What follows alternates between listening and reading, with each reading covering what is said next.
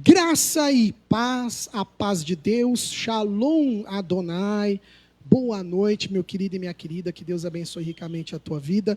Meu nome é Júlio Ronque, estou pastor aqui na Igreja Metodista Livre de Rio Preto. Para mim uma honra, uma alegria chegar aí até a tua casa, chegar aí até o teu WhatsApp, que Deus abençoe ricamente a tua vida. Hoje é domingo, 14 de junho de 2026. O tema da mensagem, fala para quem está do lado, a colheita é grande, mas os ceifeiros são poucos, né? Mas os trabalhadores são poucos. Enquanto isso, você de casa pelo Facebook e você na gravação no YouTube que vai aparecer, tá bom? www.metodistalivre.org é o nosso site da internet. Entra lá, tem a nossa página. Ali você tem sempre a mensagem do YouTube, a última, né? O último vídeo do YouTube aparece lá.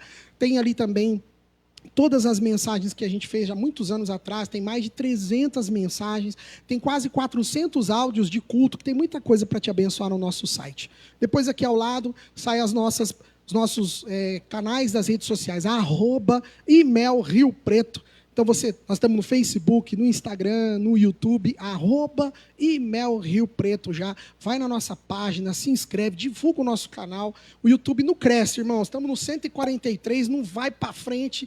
Compartilhe o nosso canal, irmãos. Tem tanto canal falando de tanta porcaria, de tanta coisa que não presta.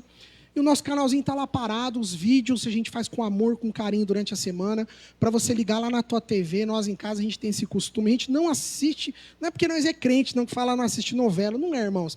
A gente prefere ligar o YouTube, hoje a gente tem o YouTube, na TV é prático, né? Quase que todo mundo tem. Você vai lá, assiste o vídeo da igreja, as crianças vão assistir no culto, elas falam lá, pai, o senhor na TV, né? Eu falo lá, o pai está na TV.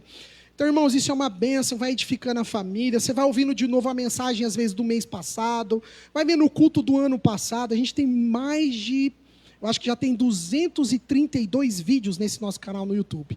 Tudo bem que tem uns 50 que é de louvores, mas, ou seja, vai ter mais ou menos uns 130 a mais sermões para você ser edificado, com palavras sempre de fé, de alegria, de esperança.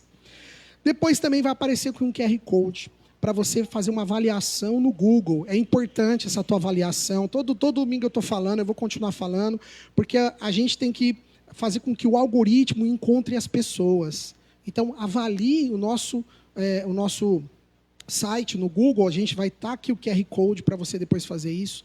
Até depois, acho que está aparecendo aqui ou está travado? Liga aquela página inicial que vai aparecendo aqui. Ó. Depois nós fazendo favor, Econômico.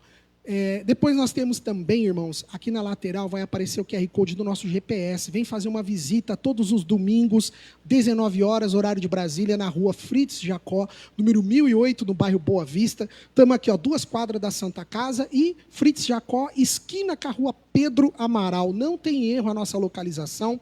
Vem participar um domingo com a gente de maneira presencial. Você será muito bem-vindo, muito bem-vinda, em nome de Jesus.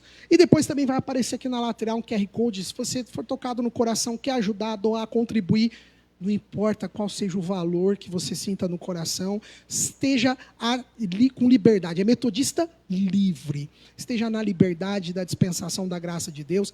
igreja@metodistalivre.org. É o nosso Pix, não tem um .br, tá bom? igreja@metodista.org, de organização. Júlio, eu não trabalho com Pix, não tem problema. No nosso site tem a nossa conta na Caixa, que de qualquer casa lotérica você pode fazer um depósito de dinheiro para a gente, abençoando, mandando a tua semente, lançando com fé, com carinho, em nome de Jesus. Depois aqui do lado também vai aparecer um QR Code para você entrar no nosso grupo de oração. Nós temos um WhatsApp, que nós criamos um grupo de oração, onde a gente ali coloca, não estou conseguindo pôr todo dia, os irmãos que estão lá de administrador, põe lá, irmãos, também uma mensagem, uma palavra, pode colocar, mesmo que não seja da igreja, né, não tem problema, sendo coisa que fale de Deus, que edifica, pode postar lá, para a gente sempre ter todo dia uma mensagem abençoando a vida das famílias, e ali a gente também coloca os pedidos de orações. Então, entra no nosso grupo de oração, nosso WhatsApp, ele é público, ele é aberto, não tem nada a ver com a Igreja Metodista Livre de Rio Preto. Se você é de outra denominação, pode também fazer parte, seja bem-vindo. A gente vai procurar agora estar alimentando com mais coisa, que eu não tenho tido muito tempo para fazer, mas a ideia é essa. E depois também vai aparecer aqui na lateral o símbolo da nossa sala Kids, lembrando aos papais e mamães que nós temos todos os domingos o trabalho voltado para as crianças. Então, enquanto a igreja está aqui no culto, os pequeninos vão lá, a pastora Suzy, junto com os irmãos, louva a Deus por todos vocês, cuidam das crianças, mas não é só cuidar e deixar elas lá. Não. A mesma mensagem que nós estamos aqui, aí eu pedi para o chat GPT fazer também o resumo e transformar num culto kids lúdico. Aí ele muda tudo, André. O que eu fiz, ele transforma, dá brincadeira, dá dinâmica, dá tudo para a pastora fazer lá, automático. Gente, inteligência artificial é coisa do outro mundo, né? Então, a mesma mensagem que nós vamos ter aqui hoje, nós vamos ler hoje. Vai abrindo aí, ó, Mateus 9:37. Esse mesmo texto que a gente vai ler aqui é o trabalho que a pastora está fazendo com os pequeninos lá no culto kids, lógico. De uma maneira bem didática, de uma maneira bem lúdica, com brincadeira, mas eles vão aprender também sobre a compaixão. Olha que interessante. A mesma temática que a gente vai falar aqui, o teu filho, a tua filha, as crianças vão estar aprendendo lá no culto kids. Então, vem, traga as crianças em nome de Jesus. Vamos então para a mensagem? A colheita é grande, mas os trabalhadores são poucos. Vivemos no tempo da igreja, irmãos, que após o Pentecostes, o Espírito Santo foi derramado, a mensagem do Evangelho ainda continua viva. E Cristo, nesse momento, aqui no capítulo 9 de Mateus, é interessante que a gente vai fazer um estudo do capítulo 9. Cristo nos ensina a compaixão. Quando Jesus ele observa as multidões, ele não viu apenas pessoas, números, mas ele viu almas cansadas, pessoas feridas, seres sem direção. Olha que interessante. Antes, logicamente, de falar sobre o trabalho, missão ou mesmo evangelização, Jesus demonstra, o texto de Mateus nos mostra o coração de Jesus. Ou seja, antes de Jesus falar de teologia, antes de Jesus falar da missão, da gente trabalhar, da gente ganhar alma, antes disso, Jesus mostra o coração. Por isso que em muitas igrejas essa semana é celebrado o Sagrado Coração de Jesus. Você sabia disso? É, essa semana. Porque vai acompanhando a liturgia pós-Pentecoste, pós-Páscoa, Pentecoste e tal. Aí a gente chega aqui hoje. E essa missão dessa compaixão nasce justamente aqui no texto de Mateus. Vamos ler? Mateus 9, capítulo 9, verso 37. Vamos acompanhar você que está de casa? No verso 37, na nova tradução na linguagem de hoje. E então disse aos discípulos. O que ele falou, igreja? A colheita é grande mesmo, mas os trabalhadores são o quê? Poucos.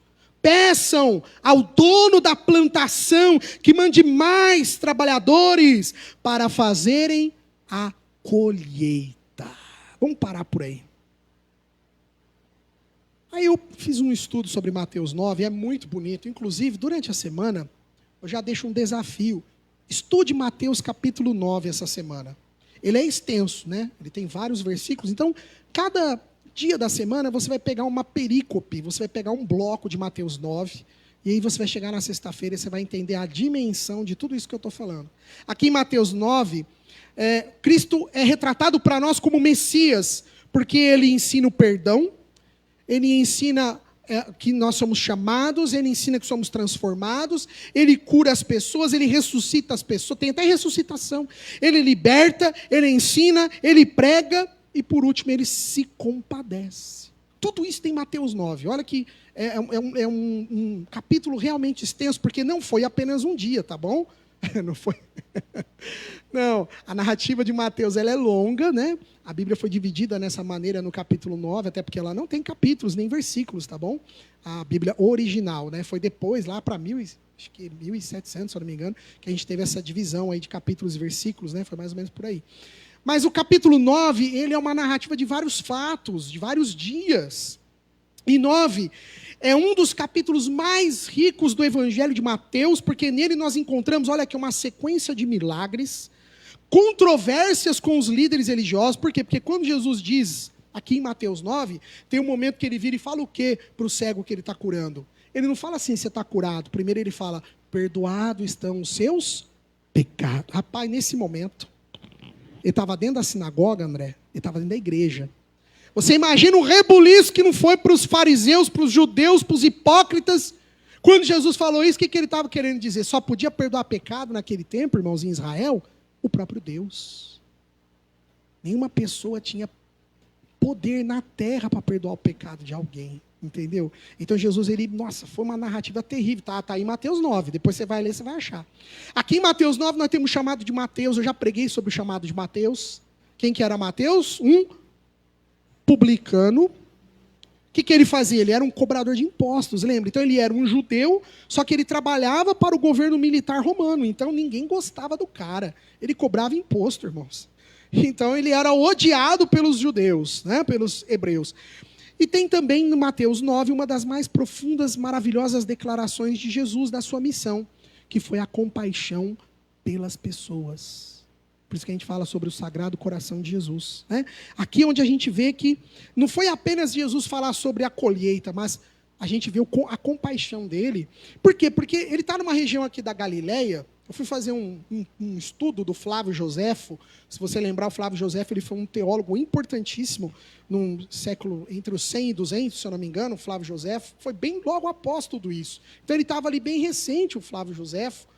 E ele era um judeu, inclusive ele era historiador. E o Flávio Joséfo ele fala que ali na Galileia era uma região de 4.000 quilômetros quadrados. Olha que interessante, enorme, irmãos. Tinha cerca de 200 cidades e aldeias. Então, quer dizer, toda essa região da Galileia, Jesus percorria cidades e aldeias. E tinha uma população mais ou menos, como que era grande para os tempos de Jesus. A Galileia toda, todas essas 200 cidades. Quase 300 mil habitantes. Ou seja, metade de Rio Preto quase, né? Então, era grande. E segundo Flávio Joséfo, essa região ela era densamente povoada e ela muito produtiva economicamente. Por quê? Porque o principal atividade que havia econômica aqui na Galileia, a primeira de todas. Por que era a pesca? Porque a Galileia está dentro dela, no centro dela tem o mar da Galileia. Então, por isso que o principal, o foco maior da Galileia, dessa região, eram pescadores, tá bom? Mas também tinha importância da agricultura, da pecuária e do comércio em si. E é interessante, né? Jesus usa essa figura da colheita, né?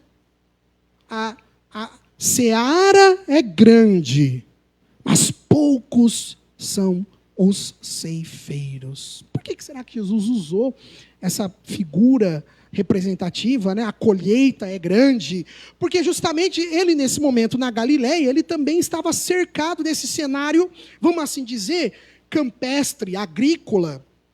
A Galileia tinha plantação, olha que interessante, naquele tempo de Jesus, principalmente plantação de trigo, tanto é que tem várias passagens, Jesus falando sobre o trigo. Tinha também campos de muita cevada, vinhedos, como a gente ouve falar muito sobre os vinhos, né? E sobre também as oliveiras. Então ela tinha várias, eram os cenários, né? As maneiras ali. E a imagem para essas pessoas que moravam na Galileia era muito familiar tudo isso. Quando você falava para elas do campo, quando você falava para elas de algo que era da agricultura. E dessa maneira, era muito, como eu posso dizer, latente, era sediço, era sabido na concepção desses galileus, quando Jesus falava, olha, os campos estão prontos, mas não tem quem colha. Aí, irmão, a gente não trabalha mais no campo, né? Acho que aqui, quem que trabalhou no campo aqui quando era mais moço? Quase ninguém, né? Você chegou a trabalhar no campo, irmã? Então, olha lá, temos uma irmã aí que trabalhou. É interessante que eu estava fazendo um estudo aqui e justamente, olha que legal. Para quem trabalha na agricultura, para quem trabalha no campo, para quem trabalha na terra ou da terra, ela sabe que se você demorar para você fazer a recolha, para você fazer a colha da determinada plantação, primeiro, chuvas podem destruir os grãos. Segundo, os animais podem acabar consumindo. Por quê? Porque aquele determinado fruto, aquele determinado item, ele já está ali pronto. O animalzinho vai lá e come. Aí acabou, estragou a produção. E também poderia ter prejuízo. Então, quando Jesus está usando a realidade da agricultura, né, Jesus está dizendo algo que era cotidiano para ele. As pessoas estavam entendendo, olha, o evangelho está pronto. O tempo é urgente, mas está faltando trabalhador. E aí? Esses trabalhadores, com todos esses anos de igreja, será que já foi suprido? Hã? Não, irmãos. Olhem, esse texto de Mateus foi escrito o que aí? Dizem que o primeiro livro a ser escrito foi Marcos, né? E depois aí talvez Mateus, né? Depois talvez João, são sinóticos, né? Mas o primeiro foi Marcos. Então vamos imaginar aí 36, talvez, depois de Cristo, 32, 38, eu não sei. Que seja 40, vai. Depois de Cristo. Irmão, nós estamos em 2026. Nós estamos muitos anos além disso, mas até hoje ainda falta ceifeiros na seara. E aí eu trouxe 3 reflexões para a gente fazer sobre isso, porque a palavra tem que mexer com a gente, irmãos. Não tem como a gente vir para o culto, não tem como a gente ligar a live, não tem como a gente ouvir uma palavra, uma mensagem pastoral metodista, a gente não ser impactado por ela, pelo Evangelho de Jesus. Então, o primeiro ponto que eu quero falar para vocês, irmãos, a compaixão de Jesus. Será que a gente, que é o que a diaconisa Silmar abriu de maneira maravilhosa, será que a gente tem tido a mesma compaixão de Jesus? Vamos lá para o texto? Mateus 9:36. Eu esqueci de falar, não fecha Mateus 9, não? Que a gente vai acabar voltando a lê-lo, né? Mateus 9:36, na Nova Tradução, na linguagem de hoje. Então, o primeiro ponto dessa noite, são 3 pontos. O primeiro, a compaixão de Cristo. Olha lá, Mateus 9:36, na Nova Tradução. Quando Jesus viu a multidão, ficou com muita pena daquela gente, porque eles estavam aflitos e abandonados como ovelhas sem pastor. Mateus está aqui fazendo um registro, uma declaração de que Jesus viu as multidões, teve compaixão delas, viu que as pessoas estavam cansadas, abatidas, e ovelhas sem pastor, e a colheita não representa simplesmente números, mas Cristo sabia que essa colheita significava vidas. O Senhor, Ele vê muitas vezes aquilo que nós não vemos. Jesus vê muitas vezes aquilo que é imperceptível para nós. Jesus, quando ele está olhando uma situação, ele vê família ferida, jovens sem esperança, casamentos em crise, pessoas religiosas, mas tão distantes da graça de Deus, gente que está cheia de informação, mas espiritualmente está vazia. Ela assiste um monte de culto online, ela assiste um monte de pastor falando na internet, mas por dentro, espiritualmente, ela está vazia. E a palavra compaixão aqui, utilizada por Mateus, nesse texto de 9:36, é difícil falar, hein? Splegnizomai. Tá? Tem que treinar para falar isso aí, irmão. Splegnizomai. Olha o que significa esse léxico, né? Essa palavra no dicionário Strong. Compaixão profunda que brota das entranhas. Olha que bonito. No grego, não é simplesmente ter dó. Até porque na Nova Tradução, eu achei que foi tão assim, traduziu, né, com muita pena. Ficou até meio, por isso que eu falo, a Nova Tradução ela é legal, tudo, mas tem palavra que ela meio que, sei lá, perde talvez o contexto, né? Não é muita pena. O splegnizomai, olha aqui, olha, é uma compaixão do mais íntimo, profundo do ser do indivíduo. Não é simplesmente bater o olho e ter dozinha. É algo que vem dentro e mexe, que a pessoa não consegue ficar igual. Jesus, ele não olha a multidão com indiferença, pelo contrário, ele sentiu a dor daquela multidão. Está entendendo? O splegnizomai não é só a gente ter dó, só a gente ter pena. Não, essa compaixão, precisamos entender que nós metodistas, quando falamos de santidade, santidade não é a gente porque santo é separado, né? E às vezes as pessoas pensam que é estar separado do mundo, isolado do mundo. Não, irmãos, mas a santidade que nós metodistas aprendemos é justamente o amor ativo ao próximo. A verdadeira espiritualidade nos leva a enxergar as necessidades das pessoas. Nós, como metodistas, precisamos enxergar a necessidade deste século, desse presente século. E volto a dizer, hein? O mesmo texto que eu estou lendo hoje foi o que eu falei domingo passado. Pessoas cheias de informação, mas vazias de conhecimento. É a nossa... Hoje todo mundo tem WhatsApp. Hoje todo mundo tem internet. Hoje nós estamos cheios de pessoas falando no WhatsApp. Hoje nós estamos cheios de influenciadores. Hoje nós estamos cheios de pessoas que dizem que entendem de tudo, que falam de tudo. Irmãos, nós estamos com muita informação, mas não tem conteúdo. Não tem conhecimento muitas vezes.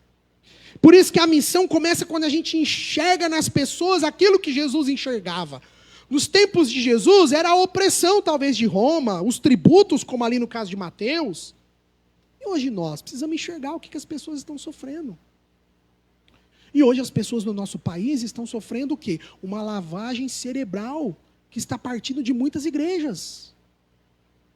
E nós, como metodistas, nós precisamos entender da necessidade de nós termos uma voz. Não falei voz profética domingo passado? Nós falamos sobre isso. Metodistas, sabe qual que é a nossa profecia? É falar o evangelho de Cristo. Sabe? Wesley, um dos fundadores, né, interessante que ele tinha uma frase. Wesley dizia assim, olha, o mundo é a minha paróquia. Lógico, você vai falar, Júlio, Wesley falou isso aí porque ele foi proibido de pregar dentro das igrejas, né? E ele foi mesmo. Wesley estava profetizando, né? Mas não era profetizando bênção, não. Wesley estava mostrando os pecados e os erros das pessoas. E aí a igreja anglicana naquele tempo proibiu o pastor anglicano, o John Wesley, que era um pastor anglicano, foi proibido de pregar nos púlpitos da igreja. Aí já que eu não posso pregar nos púlpitos, então ele pregava lá fora. E por isso que ele começa um grande movimento de avivamento por toda a Inglaterra. E ele diz, uma das frases dele, mas né, quando a gente começa a estudar a vida de Wesley, é essa, guarda aí no teu coração. O mundo é a minha paróquia. Sabe o que é paróquia? Significa párocos no grego, que significa estrangeiro. Por isso que as igrejas, né? Você fala, mas por que aquela igreja chama paróquia? Está errado isso. Não está, irmãos. É no grego. Significa párocos. E párocos significa estrangeiro. Por quê? Porque Paulo, ele usa a palavra párocos para se referir a nós cristãos. Nós somos estrangeiros neste mundo. Então, paróquia é o lugar onde se reúnem os estrangeiros. Olha que legal. É isso. Então Wesley está dizendo, olha, o mundo é a minha paróquia. Para Wesley não tinha fronteiras, não tinham, nada podia interromper a missão dele. Não existia fronteiras para ele cumprir a missão dele. Aonde houvesse uma alma necessitada, Wesley estava lá no campo pregando o evangelho. Sabe por quê? Porque Wesley foi movido de splegnosomai. Ele foi movido de íntima compaixão. Lembra dessa palavrinha? Guarda aí no teu coração. Splegnosomai. Bonita, né? É isso. Movido de íntima compaixão. Porque Wesley, ele olhava aquilo, ele via 4.000 mineiros trabalhando numa mina de carvão. Muitas vezes morriam soterrados. Você tem noção do perigo que é trabalhar numa mina de carvão? Outro dia eu vi um vídeo, você chegou a ver já esse vídeo? Um senhor de idade quebrando dentro de uma mina, Marcos. Eu acho que ele está assim, uns 60 centímetros, num buraco. Deus do céu. Aquilo eu comecei a passar até falta de ar. Com a minha asma, que está atacada, eu olhei aquele vídeo, o senhor está de lado, quebrando assim, ó, as paredes que são todas de material feito de carvão, acho que é lá na Rússia. E vão entrando naquele lugar, André, e o perigo daquilo desabar. Wesley sabia que muitos mineiros morriam soterrados, perdiam suas vidas, e sem conhecer o evangelho. Sabe o que Wesley fez? Ele não convidou eles para ir para a igreja. Wesley ia até a porta da mineradora e lá ele fazia o culto. Ele pregava para esses 2.000, 3.000, 4.000, não importa quantos mil funcionários tinham lá na hora de entrar no mineradora. Sabe, irmãos, isso é ter compaixão. Isso é entender a realidade dele naquele momento. Segundo ponto, então primeiro, fala aí. Compaixão. Vamos repetir? Compaixão. Segundo ponto, irmãos, Deus continua até hoje chamando trabalhadores para a obra dele. Vamos lá para Mateus 9:37. Eu sei que nós já lemos, mas vamos ler de novo. Mateus 9, capítulo 9, verso 37, na Nova Tradução. E então disse aos discípulos, a colheita é grande mesmo, mas os trabalhadores são poucos. Irmãos, esse segundo ponto, sabe o que é? Deus continua chamando. O problema apontado por Jesus não era a falta de pessoas para serem alcançadas. O problema era a falta de pessoas para alcançar aqueles que tinham que ser alcançados. Faltava trabalhadores. O campo continua até hoje enorme, irmãos. Fique imaginando, ainda tem pessoas que não conhecem Cristo de maneira profunda.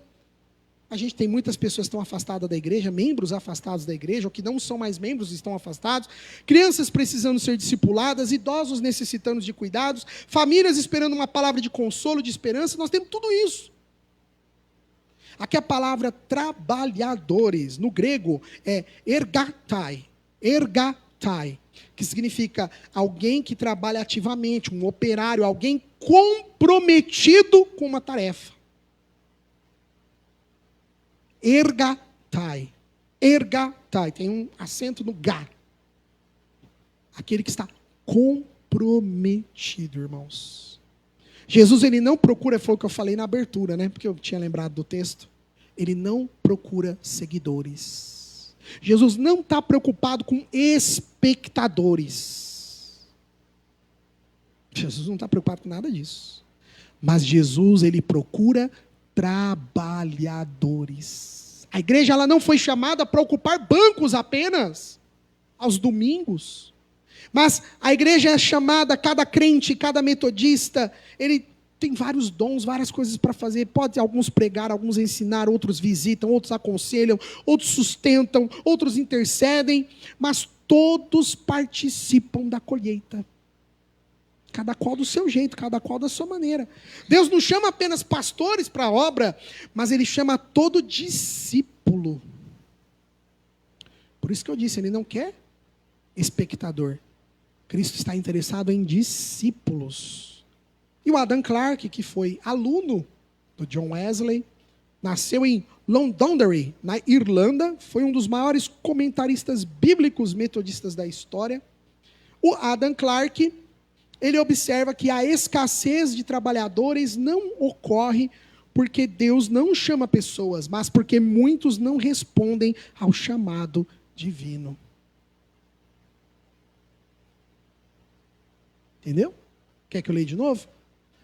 A escassez de trabalhadores não ocorre porque Deus não chama mais as pessoas. Não, mas porque muitos não respondem ao chamado divino. Irmãos, a seara continua. A necessidade continua. A disponibilidade para obreiros continua. E quando nós vamos responder o eis-me aqui, como eu disse no começo do culto? Até quando nós não vamos falar o eis-me aqui para ele? Não tem jeito, irmãos. Se nós somos chamados para o evangelho, queridos, pode ter certeza que de uma forma ou de outra nós vamos trabalhar colhendo esses frutos da colheita. Então não esqueça, primeiro passo, a compaixão. Temos que ter a compaixão, senão não tem jeito. Segundo passo, ele continua chamando. Fala para quem está do lado aí, ó. Ele continua te chamando. Ô de casa, você que está assistindo minha bênção, ele continua te chamando. Aleluia! E por último, para terminar, já estou encerrando, passou do horário, hoje é ceia, não tem jeito, né? Último ponto. Tá bom, pastor, tudo isso é bonito, compaixão, o chamado de Deus, mas como que isso aí funciona, pastor? O que eu tenho que fazer? Curso de teologia? Faculdade? E aí, irmãozão, o que tem que fazer? Olha, misericórdia, hein? Falou, eis-me aqui, já está capotando aí, hein? O que eu tenho que fazer, pastor? Sabe o que é a primeira coisa que nós temos que fazer, irmãos? Eu sei que hoje eu estou um tal de fala para quem está do lado, vocês não gostam, mas é bom isso aí para gravar. Fala para quem está do lado. Oração. O terceiro ponto, igreja, para encerrar agora, para acabar, vamos lá, Mateus 9:38. A oração é o primeiro passo, irmãos, da missão. Não adianta eu quero ganhar o mundo, eu quero ir para isso, eu quero ir para o Japão, eu quero ir para a África, eu quero ir para os Estados Unidos, eu quero ir para a Argentina, eu quero ganhar... Isso é tudo muito bonito. Mas, irmãos, a primeira coisa que eu tenho que fazer, oração. Porque às vezes você está com a visão lá na frente e você tem que começar ganhando a tua casa, o teu lar, a tua família, o teu trabalho. Você tem que levar esse evangelho, às vezes é do seu lado, e você está achando que Deus vai te... Pode também, tem pessoas que são chamadas para outros locais, né? Glória a Deus, são os nossos missionários, mas às vezes não, irmãos. Às vezes a missão está do nosso lado e a gente não está enxergando. A necessidade está ali do lado da nossa casa. Olha o que Jesus ensina, Mateus 9:38, acharam aí? Peçam ao dono da plantação que mande mais trabalhadores para fazerem a colheita. Grifa aí a palavra peçam. Ela que é o verbo no grego que a gente vai estudar. Interessante que Jesus, olha que legal, né? Jesus ele não começa ensinando, diaconisa, ó, vai indo que eu vou. Vai começando aí que eu vou. Né? Jesus não faz isso. O que ele primeiro ele pede para que as pessoas façam? orem, peçam. Sabe? Teve uma instrução antes. A oração precede a missão. A oração antecede a missão. A oração vem primeiro da missão. A obra de Deus, ela não avança apenas por estratégias humanas. A gente pode fazer a melhor estratégia, o melhor culto, o melhor evento, a gente pode fazer a melhor conferência, a gente pode fazer a melhor coisa maravilhosa para lotar a igreja. Mas, irmão, se não tiver oração, não vai adiantar nada. As pessoas não vão ficar, não vai ter mudança. A obra de Deus não avança apenas por estratégias humanas, mas ela avança pelo poder do Espírito Santo. Aleluia! E para que haja o poder do Espírito Santo, não tem outra a não ser a oração. A oração é a base de tudo. Peçam. No grego, essa palavra é difícil para falar no grego, hein? Deete. Deete, né? Seria deete, mas não tem. Ele tem um acento no deete, que significa implorar, suplicar, pedir com intensidade, pedir com dependência. Você está entendendo que não é só a gente, Senhor, faz aí tua vontade. Não é isso, irmãos. O diete, ele significa para nós no grego, algo que você vai fazer de toda a sua súplica a Ele. Algo que você vai fazer com muita intensidade, algo que você vai demonstrar que você precisa muito daquilo para Deus. Jesus está ensinando que a expansão do reino, ela, além de ser uma obra divina, ela também é algo que tem que sair do nosso coração, a vontade de nós crescermos, a vontade do reino dele crescer. E ele está pedindo para nós orarmos por novos missionários, por mais líderes, por mais professores da escola, por mais evangelistas, por mais jovens vocacionados, pela renovação espiritual da igreja. Só que aí ele fala, né? Peçam. Ele usou o diete, o peçam. Só que logo em seguida, o que ele fala? Mas em seguida ele já diz, logo após, no capítulo seguinte, nós estamos no Mateus 9. No capítulo 10, o que Jesus faz? Ele comissiona. No capítulo 10, ele envia os discípulos. Então, ele dá a estrutura, ele ensina a orar, ele ensina a se programar, ele ensina a estratégia, e de repente, no próximo capítulo, ele, agora vão. Vão de 2 em 2. E vão ganhar esse mundo para o Pai, para o reino dos céus. Aleluia. Muitas vezes nós, irmãos, é aquela frase que tem na nossa porta ali na igreja. Eu acho tão bonita aquela frase. Você é a resposta da oração de alguém. E muitas vezes, irmãos, nós somos a resposta da oração que nós mesmos fazemos. A gente às vezes fica, pai, manda ceifeiro, pai, manda pai, alguém para chacoalhar, para fazer nessa cidade, manda, pai. Aí sabe que Deus está olhando, está falando assim, então vai tu, aleluia. E aí? Quem ora pela colheita deve estar disposto a entrar nela. Ei, pastor, mas já começou a complicar, hein? Aí já ficou difícil. O Albert Burns, um teólogo presbiteriano, estadunidense nos Estados Unidos, olha que bonito que o Albert Burns nos ensina. A oração para a expansão do reino, ou seja, a pessoa que está orando, pedindo novos ceifeiros, demonstra total, absoluta dependência em Deus, pois somente Deus pode levantar, preparar e enviar os verdadeiros trabalhadores, irmãos. Pensa nisso, irmãos. Quem está disposto a orar, também tem que estar disposto a ser um ceifeiro, a ser uma ceifeira, a ser um trabalhador, a ser uma trabalhadora, a aclamar esse Deus. Jesus, ele olha para o mundo e ele continua vendo, gente, os campos estão brancos, a seara está pronta aí fora. O que podemos fazer por ela? Eu e você, o que nós podemos fazer? Às vezes a gente fica se perguntando, que trabalho temos para fazer aí fora, né, no reino, né? Aí Jesus está dizendo, não, você não tem que ficar perguntando isso. A pergunta que nós temos que nos fazer é, se estamos disponíveis para ser os trabalhadores nessa colheita de Deus. Igreja, a colheita é grande, mas poucos são os ceifeiros. Que fiquem essas três coisas no nosso coração, essas 3 pautas, 3 pontos importantes. Então, primeiro, só pode ser um trabalhador aquele que tiver a compaixão. Por isso que a pessoa que é fria, que não está nem aí com a paçoca, exploda-se, não sei o que, ela Não dá certo ser trabalhadora na seara. Porque ela não consegue ter a compaixão que Cristo teve pelo perdido. Ela não consegue ter o olhar que Cristo teve para o próximo. Então a primeira coisa que nós temos que orar a Deus, além da gente pedir novos ceifeiros, é a gente pedir assim: Pai, desperta a compaixão nos corações. Porque é o que está faltando para o mundo, igreja. Está faltando para o mundo.